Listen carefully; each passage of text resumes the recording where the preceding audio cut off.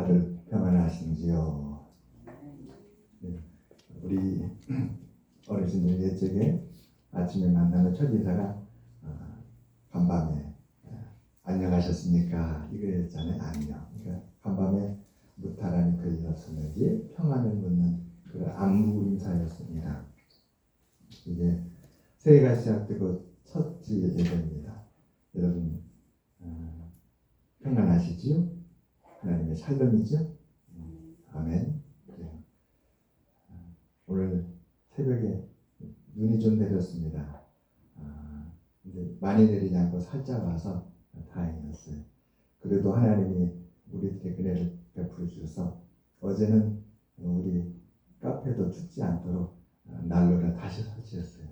난로 원래 제작했던 그 기술자 그분이 직접 오셨어요.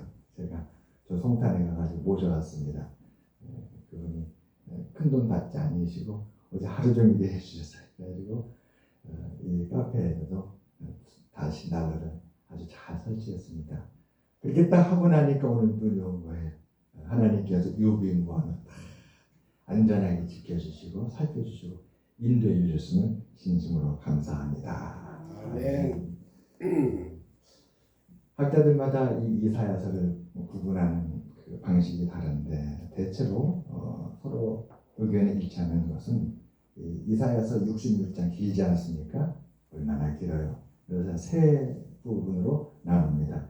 1장에서 39장을 첫 번째 부분으로 40장에서 55장까지가 두 번째 부분으로 마지막 부분은 56장에서 66장까지 이렇게 세 부분으로 나눕니다. 여러분 이사야서 읽으실 때 릴레이 하실 때 좀 지루하지 않으셨습니까?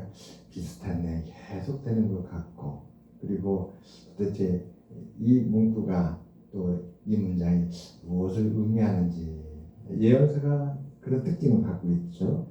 미래에 대한 예언을 하는 말씀이기 때문에 거기에 지명이며 또 그 사건의 내용이며 이것이 눈에 확 뛰어 들어오도록 분명하게 기록되지는 않았습니다. 비유를 통해서 기록됐기 때문에 좀 힘듭니다.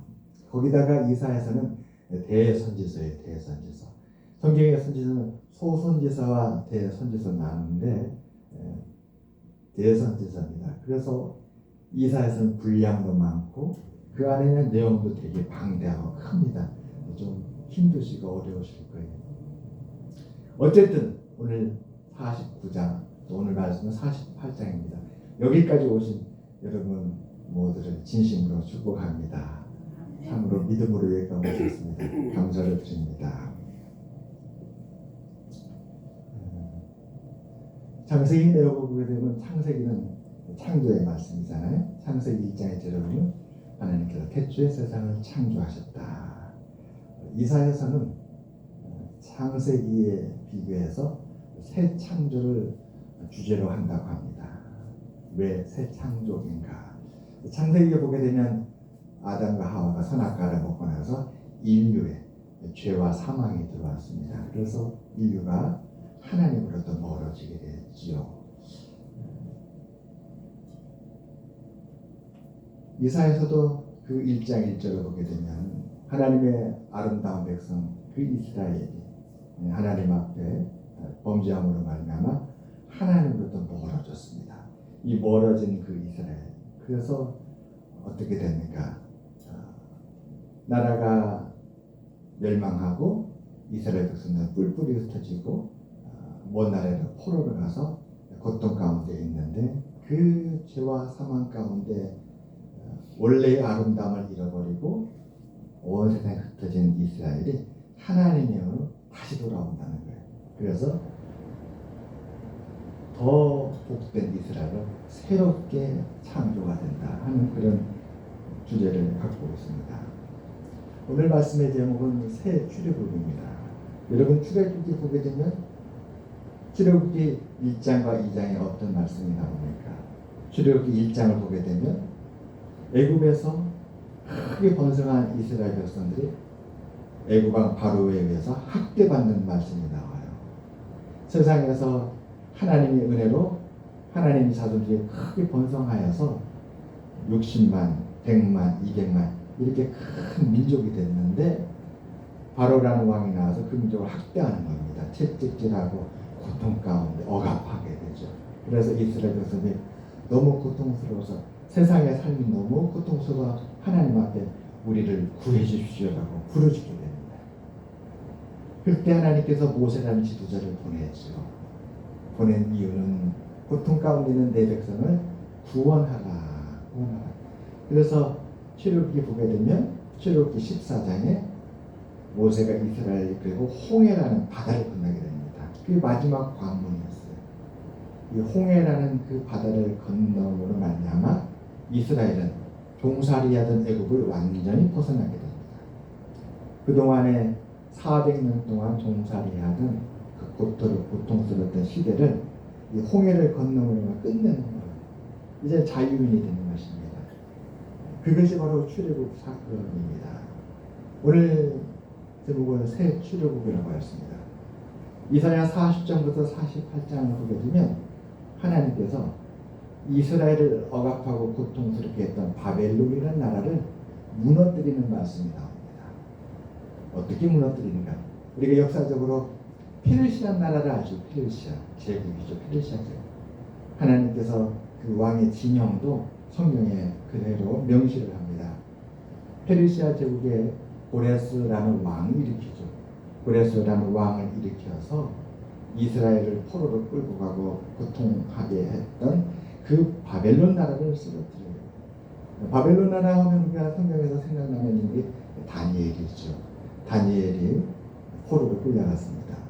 지난 금요일에 다니엘서를 1장을 함께 말씀을 보았습니다. 거기에 보게 되면 바벨론 왕 느부갓네살이 이스라엘의 유다 땅의 귀족이었던 다니엘과 그 친구들을 포로로 끌고 와서 이름도 바벨론식으로 바꾸고 그들을 바벨론 사람을 만드는 그런 과정이 나오죠. 포로 생활은 주권이 없습니다. 이름도 바뀌고 언어도 바꿔야 되고 생활 환경도 바꿔야 되고 모든 것을 그 바벨론식으로 해야 되는데 그 바벨론이 이스라엘을 고통하게 했던 것이죠. 억압하고 학대했습니다. 하나님은 그 바벨론을 멸하시고 무너뜨리는 어떻게 하시냐면 페르시아 왕 고레스를 일으켜서 무너뜨립니다. 그래서 지난번 우리 말씀 가운데에 1974년도에 한 그룹이 나와서 음반을 발표했는데 세계적인 곡이 됐죠. 그 세계적인 팝송 제목이 Rivers of Babylon, 바벨론의 강가에서. 시편 130집에 보니까 이스라엘 백성들이 눈물과 아픔을 노래했어요. 바벨론이라는 그 먼 타국의 포로 생활하면서 그 강가에서 자기의 고국 시온을 생각하니까 그렇게 눈물이 났다라는 그런 노래를 들려드려 소개해드렸습니다. 하나님께서 그 바벨론을 고레스 왕을 통해서 무너뜨리시고 다시 고향으로 돌아오게끔 그들을 인도하신 것, 그 사건, 그게 바로 새 출애굽입니다. 먼 타향에서 이방 땅의 종이 되어서 종살이하던 그들이 마치 애굽의 바로 왕 밑에서 종살이하던 이스라엘을 하나님이 모세를 통해서 구원하였던 것처럼 고레스 왕을 통해서 그들을 구원하여서 다시 고향으로 돌아오게 하시고 무너진 성전을 다시 세우고 성벽을 다시 중건하며 그들을 회복시킨 사건, 이것이 바로 새 출애굽이다, 이렇게 이야기를 합니다.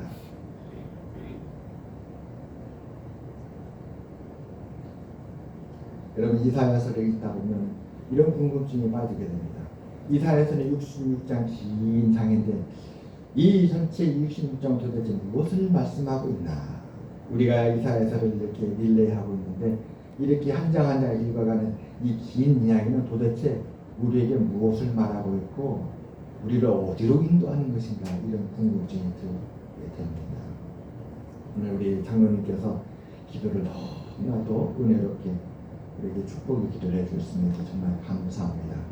그래요, 우리 장로님 오늘 이 땅에 우리 현 시대의 혼란과 이런 어려움들, 그러니까 당면한 문제들을 바라보면서 정의와 화평이 이 땅에 이루어질 하나님 앞에 구하였습니다.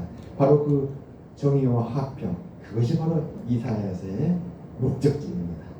이사야서는 하나님께서 이사야 선지자를 세워서 앞날에 대해서 예언하고 선포하신 말씀입니다. 이 선포에 하신 말씀의 그 궁극적인 목적지는 하나님께서 새 출애굽의 구원의 은혜를 베풀어 주셔서 혼돈과 고통 가운데 있는 그 이스라엘을 정의와 화평이 충만한 하나님의 은혜를 누리는 축복된 하나님의 나라 이스라엘로 만드십니다. 이것이 바로 이사야서의 주제입니다. 하나님께서 이사야서를 통해서 그 정의도 없고 불의하고 불법하고 그리고 온통 고통과 억압밖에 보이지 아니하는 그 이스라엘 백성들에게 소망을 주신 것이죠. 이게 다가 아니다. 지금은 아프고 고통스럽지만 그러나 하나님께서 반드시 그들을 돌아오도록 붙드시고 이끄실 날이 있다. 그 소망의 말씀을 하시는 것입니다. 그 중에 오늘 48장은 이사야 선지자가 하나님께 은혜를 받아서 앞으로 일어난 일을 예언하는데 앞으로 일어날 일이 마치 무엇 같은가? 옛적 모세 때에 이스라엘을 출애굽했을 때에 그 구원의 역사처럼 일어날 것이다. 이렇게 말씀해 주신 것입니다. 우리 본문을 한번 같이 보겠습니다. 우리 48장 20절 22절을 제가 한번 다시 한번 공독하겠습니다. 너희는 바벨론에서 나와서 갈대아인을 피하고 즐거운 소리로 이를 알게 하여 들려주며 땅끝까지 반포하여 이르기를 여호와께서 그의 종 야곱을 구속하셨다 하라. 하나님께서 이스라엘을 이렇게 구속하신다는 것이죠. 그런데 이 구속하실 때 어떠한 모습인가, 하나님의 구원이 어떠한가를 그 다음에 이렇게 소개합니다. 여호와께서 그들을 사막으로 통과하시던 때에 그들이 목마르지 아니하게 하시되 그들을 위하여 바위에서 물이 흘러나게 하시며 바위를 쪼개서 물이 솟아나게 하셨느니라. 우리가 출애굽기 보게 되면 출애굽기 14장에 이스라엘은 홍해를 건넙니다. 그리고 출애굽기 15장에 그들은 하나님의 구원을 노래하게 되죠.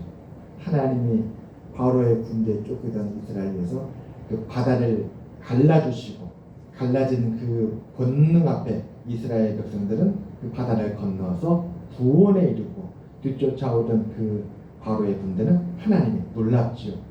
물을 가르신 후에 애굽의 군대가 들어오자 다시 물을 합쳐서 다시 그 홍해 바다의 힘이 회복돼서 바다가 다시 이전 상태로 돌아가니까 바로의 군대들은 다 그 물에서 수장되고 말았습니다. 다 진멸되고 말았습니다. 이스라엘 백성들은 이 놀라운 광경을 보고 하나님께 영광을 돌리며 찬양했던 것이지요. 그리고 나서 출애굽기 16장에 보게 되면 이스라엘 백성들이 광야길을 가게 됩니다. 홍해를 건너서 이제 자유인이 되었는데 그들이 첫 번째 맞닥뜨린 것은 적과 꿀이 흐르는 풍요로운 땅이 아니라 놀랍게도 광야였습니다. 광야를 3일 길을 걸어가니까 어떻게 되었는가? 그들은 심히 목이 말랐습니다. 광야길을 3일을 걷다 보니까 물 없는 광야길이잖아요.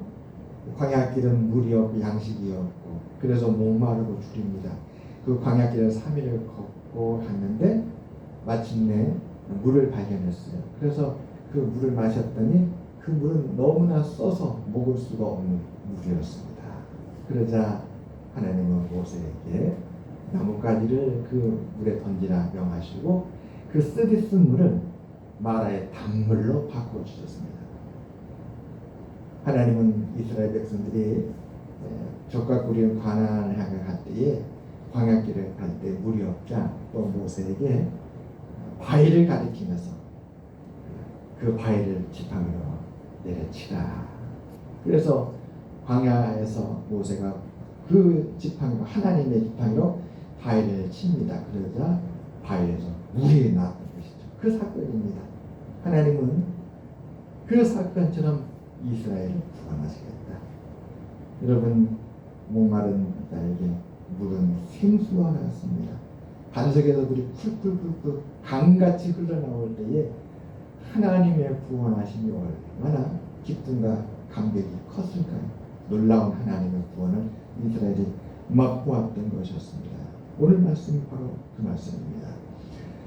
사막으로 통과하게 하시던 때에 그들이 목마르지 아니하게 하시되 그들을 위하여 바위에서 물이 흘러나게 하시며 바위를 쪼개서 물이 솟아나게 하셨다.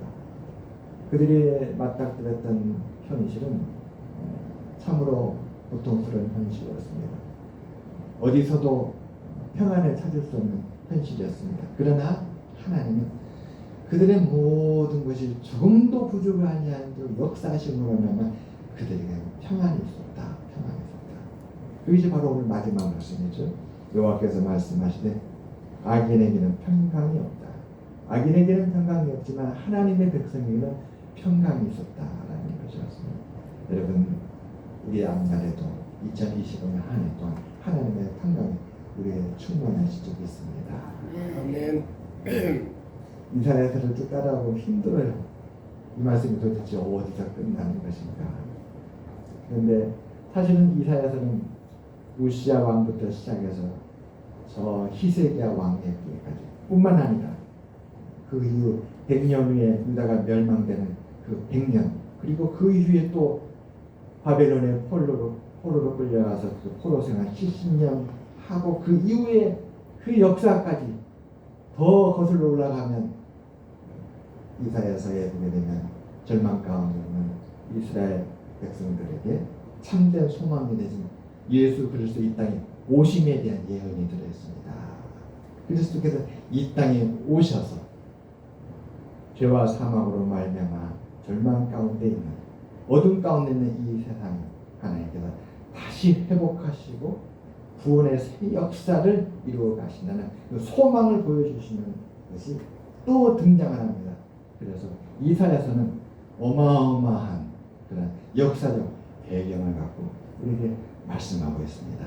힘들고 어렵더라도 차근차근 따라가시면 하나님의 그 생수가, 그 생명수가 이 말씀에서 흘러나리라 있습니다. 아멘. 여러분, 하나님은 이스라엘 백성들을 위해서 고레스라는 페르시아 왕을 사용하였습니다. 참 놀랍죠. 이사야 45장을 한번 보겠습니다. 그의 이름이 명시가 되겠습니다. 이사야 45장 1절 보시겠습니다. 여호와께서 그의 기름 부음을 받은 고레스에게 이같이 말씀하시되 내가 그의 오른손을 붙들고 그 앞에 17을 항복하게 하며 내가 왕들의 허리를 풀어 그 앞에 문들을 열고 성문들이 닫히지 못하게 하리라. 내가 너보다 앞서가서 험한 곳을 평탄하게 하며 논문을 쳐서 부수며 쇠빗장을 꺾고 내게 흑암 중에 보화와 은밀한 곳에 숨은 재물을 주어 내 이름을 부르는 자가 나 여호와 이스라엘의 하나님인 줄 내가 알게 하리라. 참 놀라워요. 때로 우리가 우리 개인의 삶을 놓고 심히 고민을 하게 됩니다.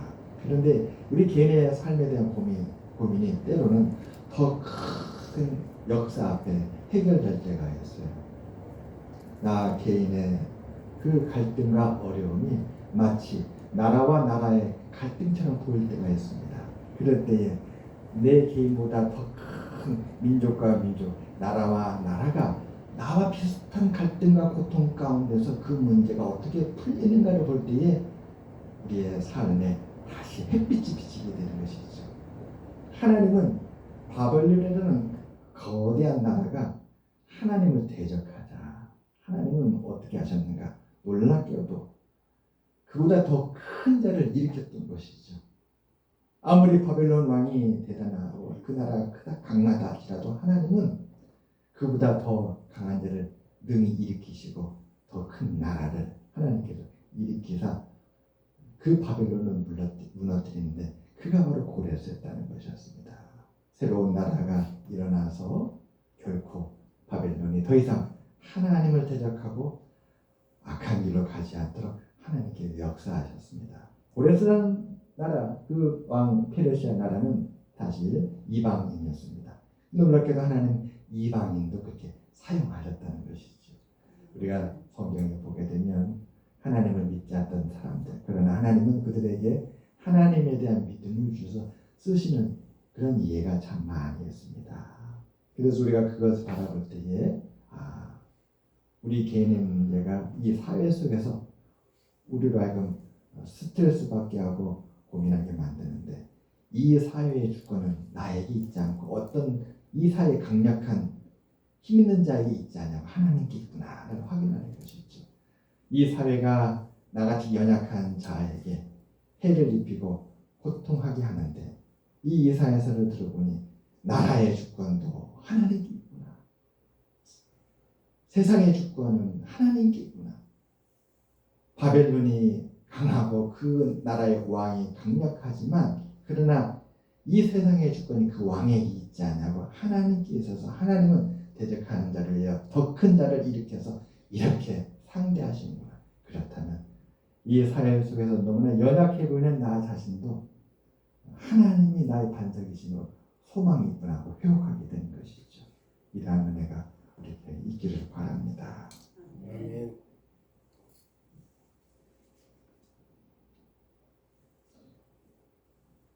하나님께서 왜 고레스를 일으켰는가? 45장 13절에 그 이유가 나와 있습니다. 우리 45장 13절을 보겠습니다. 내가 공의로 그를 일으킨지라. 그의 모든 길을 곱게 하리니 그가 나의 성읍을 건축할 것이며 사로잡힌 내 백성을 각이나 각품이 없이 놓으리라. 만군의 여호와의 말이니라 하시니라.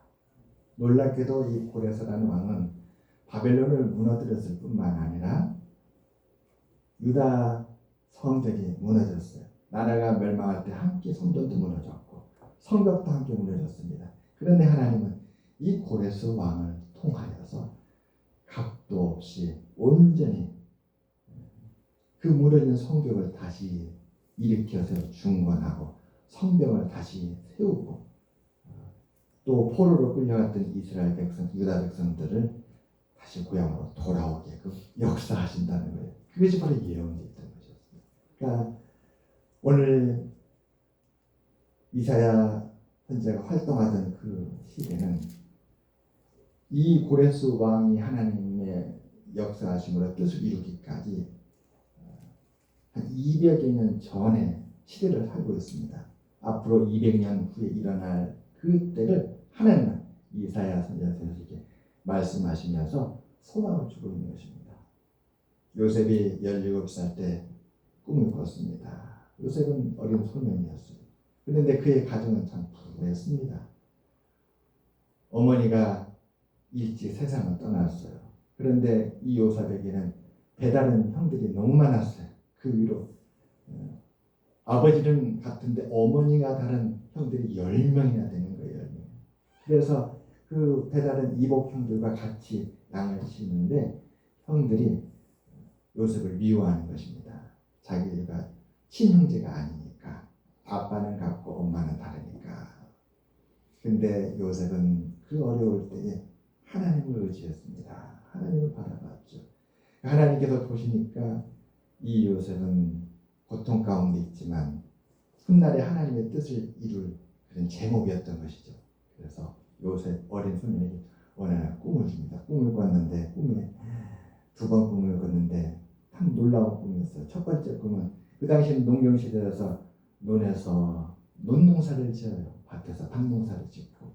그런데 논에서 농사를 짓는데 이삭 추수할 때 되면 단을 묶잖아요. 단을 이삭 다 잘라가지고 한 단, 2단 이렇게 묶는데 형들의 단이 요셉의 단이 절을 하는 거예요. 말하자면 그 단은 형들을 의미하는 것입니다. 꿈에 보니까 형들이 가진 단은 형들을 의미하는데 그 단이 다 자기한테 절을 하니까 그러면 형들이 자기한테 절을 하는 것이 되잖아요. 나는 지금 형들의 기세에 물려가지고 형들한테 말도 못하고 이렇게 고통 가운데 어떻게 장래 이런 일이 가능할까? 한두 명도 아니고 모든 형들이. 사무엘께서 너무 놀랐어요. 다시 잠을 드는 하나님은 2번째 꿈을 주시며 2번째 꿈에 더 희한한 일이 벌어진 거예요. 우리도 어머니들이 어렸을 때 그 아이를 가졌을 때의 태몽이라고 하잖아요. 태몽을 잊어버리지 않지 않습니까? 저도 태몽이 있었어요. 그 태몽이들이 여러 번 했어요. 지금도 잊어버리지 않아요. 저희 태몽 그거 있다고요. 물가에서 어머니 아버지가 고기를 잡는데 이 그물에 고기가 막 몰려오는 그런 꿈을 꿨다는 거예요. 그러니까 제가 신학교 가니까 어머니 아버지가 하시는 말씀이 내가 너를 가졌을 때 가졌던 그 태몽이 그 고기를 낚는 어부라는 그 베드로와 같은 그런 꿈이었나 보구나. 너가 생각지도 못하게 이렇게 하나님의 부르심 갖고 신학교에 갖고 주의 종이 될 거란 꿈에도 생각하지 못했는데 하나님이 장래일을 미리 보고 내게 그 꿈을 줬나 보다. 이렇게 말씀을 하셨습니다. 요셉이 잠을 잤는데 꿈에 오늘 나오잖아요. 오른쪽에는 해와 달과 열한별이 요셉에게 절을 하는 것입니다. 이렇게 절을 하는 꿈을 꾸었어요. 하나님이 왜 요셉에게 이 꿈을 줬을까? 계시, 선지자의 말씀, 장래에 일어날 예언, 하나님께 왜 미리 주셨을까? 그것은 앞으로 만나게 될 어려움과 아픔과 고난을 견디고 이겨내라는 것이 아닌가 싶습니다. 고난이 전부가 아니고 하나님께서 이루실 뜻이 있으므로 그 뜻을 믿고 어떠한 험난한 파도와 태풍을 만나더라도 견디고 이겨내며 기다리며 믿음으로 나가라는 그런 뜻이 아니었나 싶습니다. 과연 요셉은 이 꿈을 붙잡았어요. 그래서 그 꿈을 붙잡아서 힘든 것을 잘 견뎌냈죠. 오늘 하나님은 이사야 선지자를 통해서 이스라엘 백성들에게 말씀하시는 것입니다. 훗날에 포로로 끌려가서 고통을 겪다 할지라도 걱정하지 마라. 그 바빌론인들이 아무리 강대할지라도 하나님께서 갈대아인 고레스 페르시아 왕을 일으켜서 반드시 그 왕을 통해서 모든 것을 회복해 주시겠다고 하나님께서 이렇게 말씀해 주신 것입니다. 우리 이사야 46장 13절을 보겠습니다. 46장 13절입니다.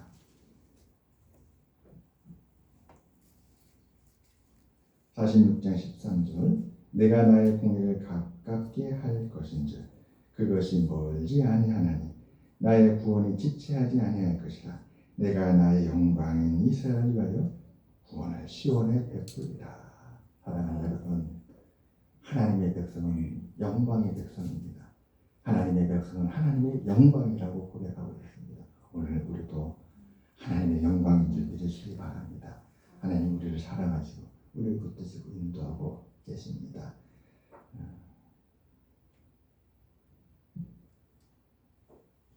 우리 이사야 47장 5절을 보겠습니다. 47장 5절입니다. 딸 갈대하여 잠잠히 앉으라. 흑암으로 들어가라. 내가 다시는 여러 왕국의 여주인의 일컬음을 받지 못하리라. 여기 갈대아는 바로 바벨론입니다. 바벨론은 너무나 강력하다 보니까 그 나라가 세상의 주인인 줄 알았어요. 바벨론 왕은 너무나 강력하니까 그 왕이 세상에 통치하는 세상의 통치자인 줄 알았습니다. 그러나 하나님은 결코 그렇게 일컫지 못하게 만드시겠다. 그렇게 말씀했습니다. 얼마나 이 말씀이 바벨론 강가에서 슬피 울고 있었던 이스라엘 백성들에게 내일을 바라보며 희망의 말씀이 되었을까 다시 생각하게 됩니다. 우리 오늘 본문 48장의 16절을 보겠습니다. 16절. 오늘 우리 본문 위에 48장 16절입니다. 너희는 내게 가까이 나와 이것을 들으라. 내가 처음부터 비밀을 말하지 아니하였나니 그것이 있을 때 그때 내가 거기에 있었노라 하셨느니라. 이제는 주 여호와께서 나와 그의 영을 보내셨느니라. 하나님 아버지께서 회복의 영을 이스라엘에게 보내신다는 것입니다. 이 영은 모든 것을 회복하시는 영입니다. 이 영은 구원의 영입니다. 하나님께서 이스라엘 남은 자들, 그 신실한 자들, 그래요. 우리가 의의 길을 걸어갈 때 힘이 들죠. 그러나 그 믿음의 신실한 길, 그러나 그 믿음의 신실한 길은 약속이 있는 길입니다. 약속을 지킨다는 것은 큰 가치가 있어요. 약속이라는 자체가 눈앞에 바로 물질적인 또는 세상적인 그런 보상이 돌아오는 건 아닙니다. 하지만 그 약속을 인내하고 나갈 때에 그 약속은 마침내 약속한 것을 이루신다라는 그 가치가 있어요. 오늘은 당장 약속이 이루어지지 않지만 내가 그 약속을 정말 믿는다면 나에게 약속한 사람은 내가 그 약속을 믿고 기다리는 것을 감사하며 기뻐하며 그 약속을 이루실 날에 기다리고 그런 날이 오게 되는 것이죠. 하나님의 약속의 말씀. 성경은 참 하나님의 약속의 말씀입니다. 이사야 말씀에 가득한 성경의 말씀. 이 약속을 붙들고 신실하게 2025년을 나갈 때 하나님은 그런 우리를 기쁘게 받아주셔서 약속의 말씀을 이루어 주신 역사가 있습니다. 아멘. 두려워 말라. 내가 너와 함께하리라. 놀라지 말라. 나는 내 하나님이 되리라. 내가 너를 붙들리라. 참으로 나의 의로운 오른손으로 너를 붙들리라. 하나님께서 우리를 붙들으시라 믿습니다. 아멘. 기도하겠습니다. 하나님 아버지 감사합니다. 이사야 1장을 시작할 때에